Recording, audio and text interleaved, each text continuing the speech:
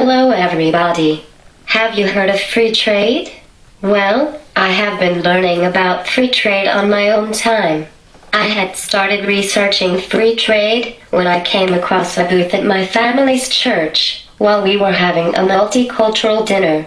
The booth caught my eye, not only because this class has expanded my horizon on taking notice about inequity in the world when it comes to poverty and hunger, but also because I am majoring in communication studies, specializing in cultural communication, where I am constantly analyzing and synthesizing inequity and inequality with different cultures. So, naturally I was drawn to the booth. The organization that the booth was focused on is called Church Affairs Unit of Catholic Relief Services. This particular organization was founded more than 15 years ago, and its focus is encouraging Catholics in the United States to purchase free trade goods.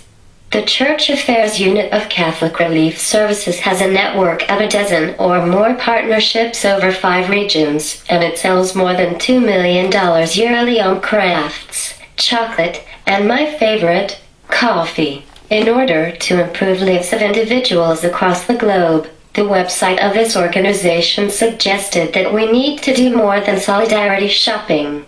The website of Church Affairs Unit of Catholic Relief Services discussed that doing free trade is more of a social responsibility than doing an economic act in order to empower individuals.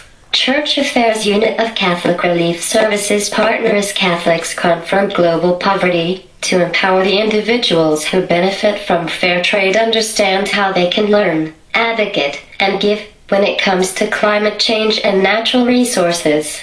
Church Affairs Unit of Catholic Relief Services approaches human development holistically to empower people to reach their fullest potential. They believe that human development cannot be addressed from different separate components, and one's well-being can be addressed with just and peaceful relationships to support sustainable change. They implement programs across the world by partnering with local churches globally, as well as with governments, researchers, and businesses. Together, they create sustainable solutions.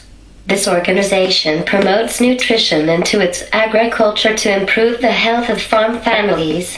Its focus is not only to grow nutritional food, but also raise the incomes, so they can invest in nutritional foods and health services.